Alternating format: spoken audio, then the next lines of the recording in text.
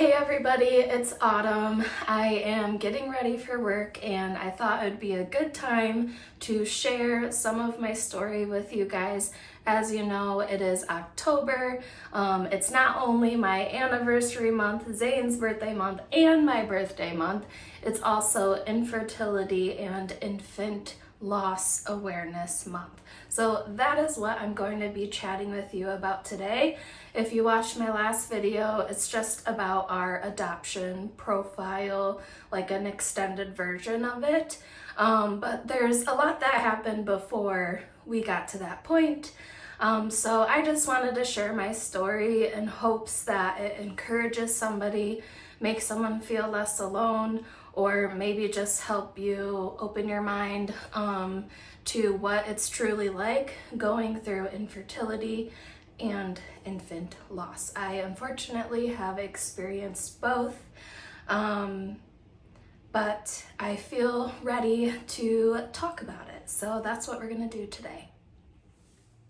So I'm going to back up to July of 2020. That is when Zane and I decided that we wanted to try starting a family. So I went to my OBGYN and I said, hey, I think I want to have a baby. She was like, oh my goodness, that's amazing.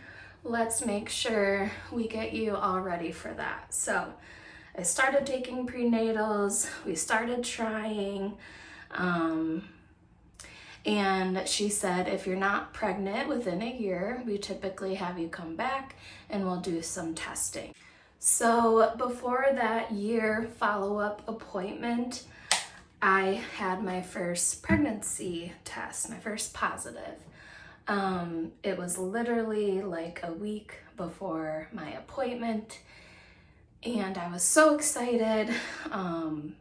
It was my first positive. Instantly, I was just picturing my future with this baby. Unfortunately, a couple days later, I started bleeding and I was told that I was experiencing a early pregnancy loss, also known as a chemical pregnancy. So even though we had only known we were pregnant for like 2 days and I started bleeding, it was absolutely devastating. Because we had already been waiting pretty much a year at that point. So it was definitely really hard. And I remember my OBGYN just sitting with me and she cried with me, and it actually meant a lot. It made her look more human to me, and it was just really nice to have someone feel my feels with me. I don't know what she was going through that day. I don't know if she struggles with it in her own life. I don't know if she just is really empathetic. I don't know, but either way, it meant a lot to me. She thinks that I possibly have something going on, so we set up some testing, and I came back maybe like a week later to do that said testing. So once we did some testing, she was under the impression that I had PCOS, which is polycystic ovarian syndrome. I knew absolutely nothing about it. And I was like, oh no, that can't be it. So we did a pelvic ultrasound, and my ovaries lit up like a Christmas tree with cysts. So we knew in that moment I had PCOS. So the next step was figuring out why I wasn't getting pregnant. Was it my hormone levels? Was it something else? What was going on? So we decided to give letrozole a chance, which is a medication actually for breast cancer patients, but it does something with your hormones and helps you ovulate. And that was after doing blood work and testing. We figured out I was not ovulating. So we were like, okay, let's get you ovulating. Let's try this letrozole. So we gave it a try for 3 months. It didn't work, but then on the 4th month, it started working. So I got really excited. And she said, okay, so let's try this for like 6 months and then come back and we'll reassess if you're not pregnant yet. So we try the whole 6 months. So it's basically been another year at this point, and I'm still not pregnant. I did have a couple of positive pregnancy tests really early on, but I would always end up bleeding a couple days after. So like before, they were probably chemical pregnancies, and at that point I was like, okay, I have to stop buying pregnancy tests because I'm driving myself absolutely insane. Like, I was testing so early. I was testing multiple times, sometimes in one day. Like, I'm just being real. Like, I lost my mind over it, I'm telling you guys. So I was like, I cannot buy another pregnancy test because the thought of how much money I've spent so far like was making me want to throw up. So with that being said, we just kind of kept trying, doing our thing, and nothing, it just wasn't happening. So that is when they decided to test Zane, which they should have tested him way before, I feel. It is quite frustrating now looking back, but in the moment we were just doing what people were telling us to do because it was so out of our norm. Like, I don't know, none of my friends talk about this. Like, we're just trusting the professionals. And they were saying like, oh, it's probably not him, it's probably just like this PCOS thing, and we're really not concerned about Zane. So I was like, okay. So then they finally test him because it's been like 2 years and I'm still not pregnant or whatever. So they finally test him and his results came back abnormal. In fact, they were like, you know, this is probably just a machine fluke, something. So we want him to come back in and test again. So we had to wait like another week, and he came back and did another analysis, and same thing. The results were abnormal. So he got diagnosed with male infertility. So we were being told what medications to take and stuff, but that was it. Other than that, we were handed like a stack of papers for my PCOS diagnosis and for his infertility diagnosis. It was like, all right, here's your homework, go learn about your own diagnosis. So that was a little off-putting to me because I was like, you just diagnosed us with these things, we don't know what they are, how serious they are. Like, it was just so stressful. It was so freaking stressful, and I do not wish it upon anyone. And if you are going through something like that, please advocate for yourself and speak up for yourself. That's something I wish we would have done more. So we both were on medications trying to get like our stuff to work.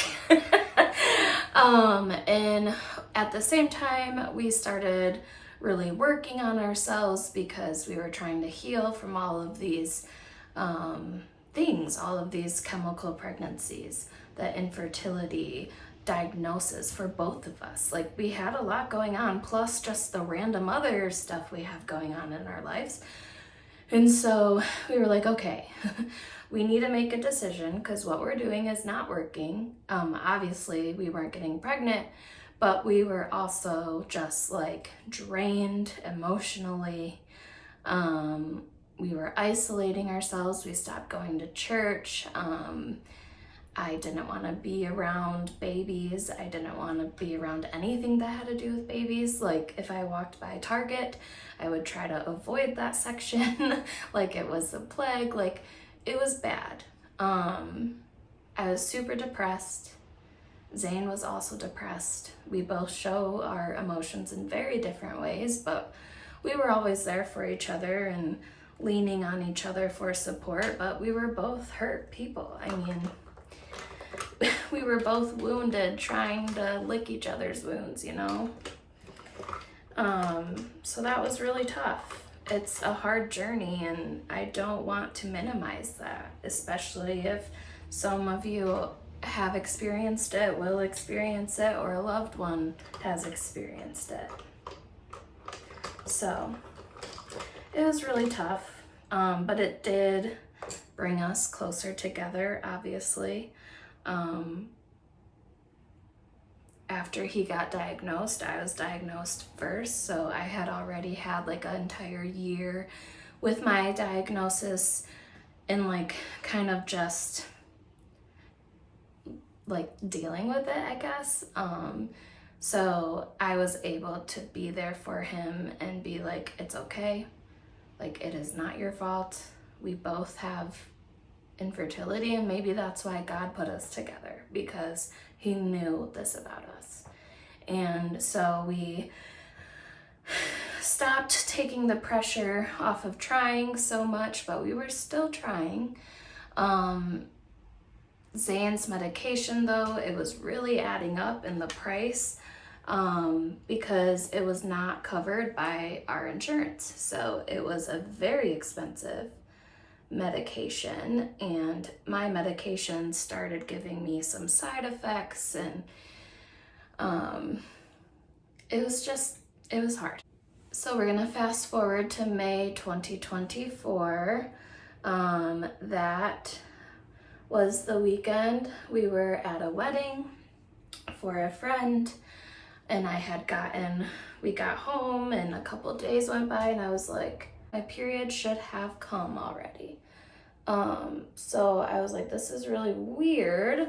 Normally it wouldn't be weird with someone with PCOS because their cycles are irregular, but I was on a medication that made my cycle very regular. Like it was on the dot every 28 days.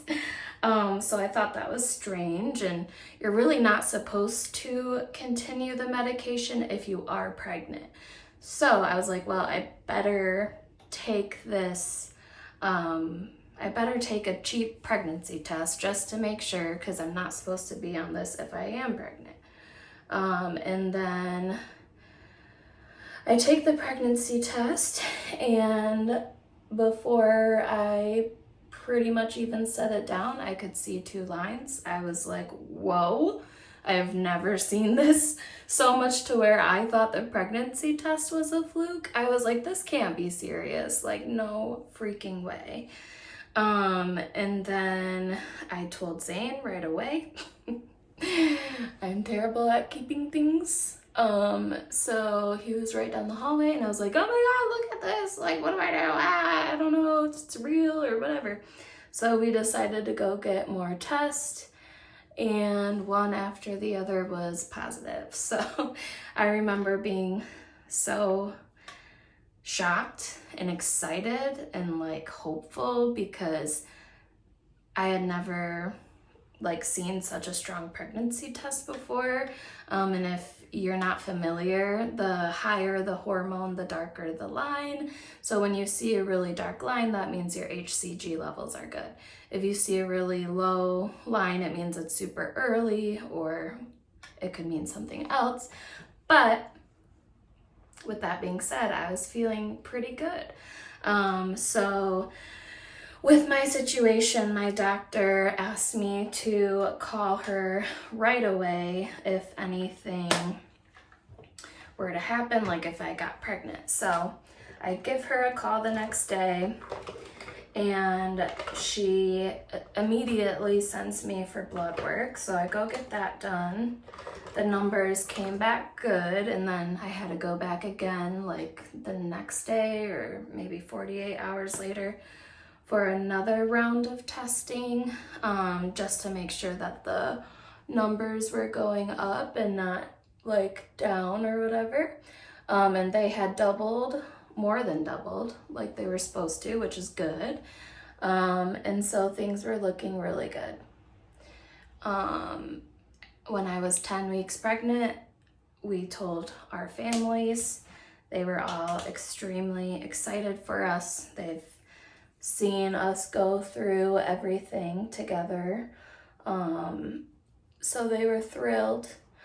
And then 2 weeks later was our 12-week appointment. We were nervous, but mostly excited. And as soon as I walked in, my doctor, who I'd been working with this entire time, who cried with me at my first appointment, she was like, "Oh my gosh, congratulations, you guys. It's finally your time. Like, I'm so happy for you guys." And she's like, "I want to see this baby right now." So she took out her phone and she had this like ultrasound device attached to her phone. And so she was going to use that to look at the baby. While she was doing that, she wasn't saying much. And then everything in that moment kind of just shifted. She said that she was a little bit concerned, but the phone ultrasound wasn't as accurate as like the normal ultrasounds. So she said to wait here, and she was gonna have us go to the other room with the better ultrasound machine. So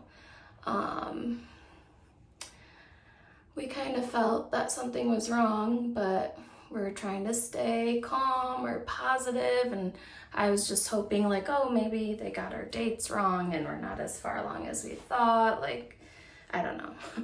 I was just praying it'd be literally anything than what it was. So it was then where she told us, we got to the new ultrasound, they did the ultrasound, and that is when they said that the baby no longer had a heartbeat, and passed probably at about 8.5 weeks. I didn't want to believe what she was saying. So what do you mean it passed at 8.5 weeks? I told my family I was pregnant at 10 weeks. So you're telling me the baby was already gone?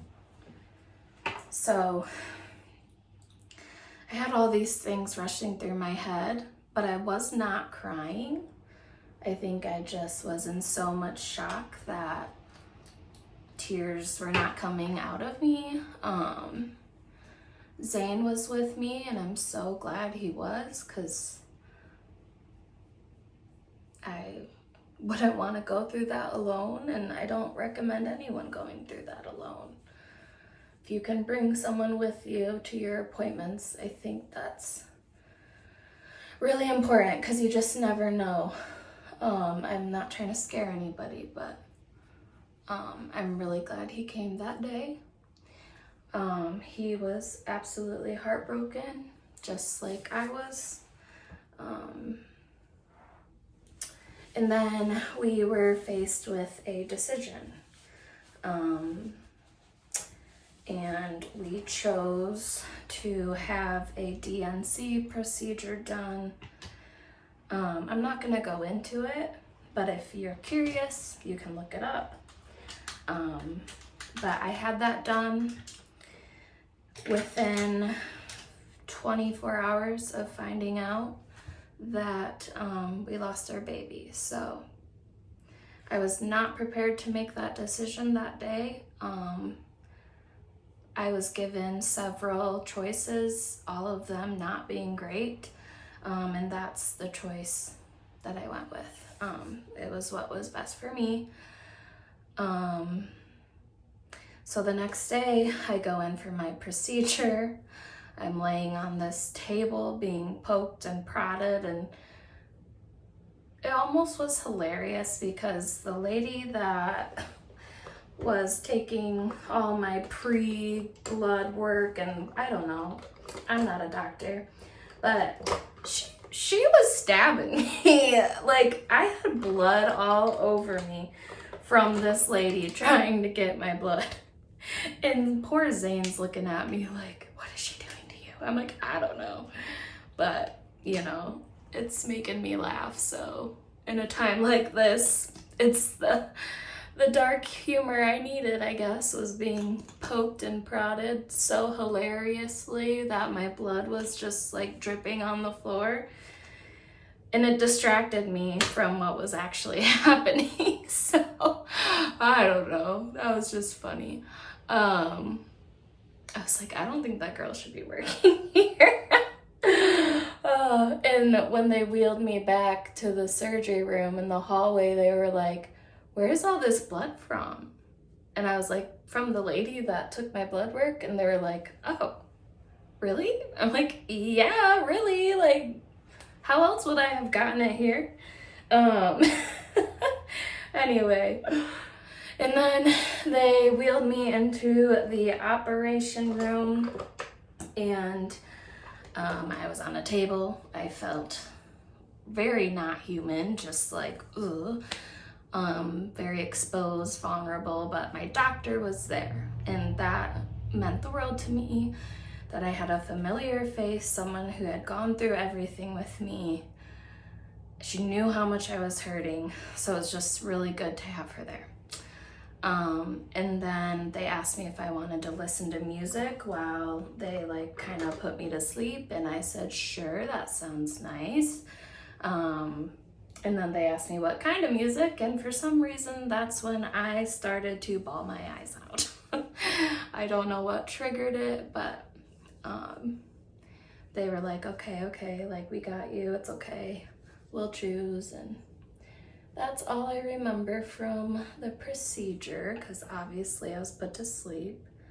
But I woke up, and I was kind of out of it, but mostly fine. I just remember seeing my husband first, and then my mom and dad actually drove 3 hours to be there, which I wouldn't have wanted them to do, but I'm glad they did. Because when I saw my mom, like, after going through something really scary and traumatic, it's like having your mom there is just, I don't know how else to explain it, but it was very comforting. I think they got us Chick-fil-A and we went home, and I just laid on the couch for I don't know how many days. But yeah, that's kind of the really hard infant loss story I have. All of them are really hard, but this one was really, really hard because we were further along. Everyone was rooting for us. My therapist was telling me to be positive, so I was trying my best to be positive. And then within a minute, everything just... So after that loss, I had no desire to get pregnant again. I still feel that way. Maybe I'll change my mind in the future after we adopt or whatever, but I don't know. I don't know if that's something I'm going to want. I know never say never, but it is no longer something I yearn for, having my own biological child. I think I have the capacity to love any child that I'm lucky enough to be chosen to take care of. Like, I already love them so much, and I don't know who they are and they don't know who I am, but like, that love will be there, no doubt. So like, of course, having a pregnancy and a child from that is a beautiful thing, and it's something I did want for a long time, but I also know myself, and I don't want to feel that pain again. So when we finally have our baby that we adopt, it's going to be the best gift anyone could ever give us. We are not helping them, they are helping us. And when people tell me, like, we tell them that we're adopting, and they're like, oh, good for you, that's so great of you, it's really not about that. We just want to be parents, and this is the avenue we are taking to get there. We are not trying to save a child from anybody. I have a ton of respect for the birth moms out there. They are giving up such a huge thing because they know they don't have the means to take care of the child. I truly believe in my heart, every single birth mom that places their baby up for adoption, it is the most selfless act ever. There's a lot of different reasons people place their babies up for adoption, and they are able to bless people like us who aren't able to have kids, and we're able to provide a safe and loving home for them. So after our loss, we just started working on ourselves. We stopped all of our fertility treatments. We started putting ourselves first again instead of trying to have a baby first. We went to Italy in 2023. It was an amazing experience, and we've really just tried to like take advantage of our time together before we have a child, because we know that we'll never get that back again until they're like an adult and move out and whatever. But like, we've just been traveling and doing things spur of the moment and having fun and hanging out with friends, and it's just been a healing journey and it's still going.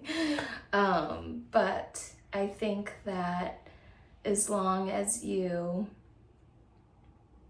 never give up, you'll start to see the light at the end of the tunnel. We chose infant adoption because we want to have that experience of raising a newborn baby into this world, and we want to just see what that's like, experience it at least just once, and then maybe in the future we'll think of foster care, but that is why we're choosing infant adoption.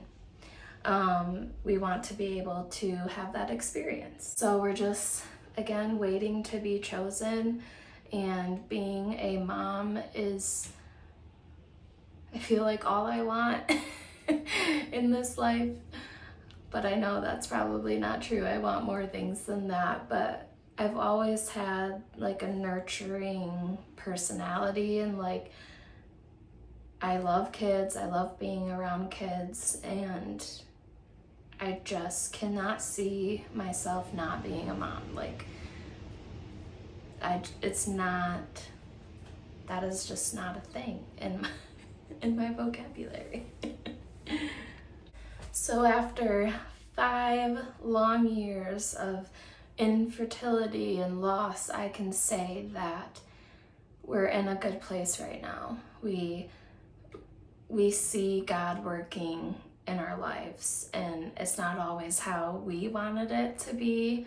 But nonetheless, we can see the reasoning behind certain things. And the day we get to hold our child is a day we'll be like, oh my gosh, this was so worth the wait, like, holy crap.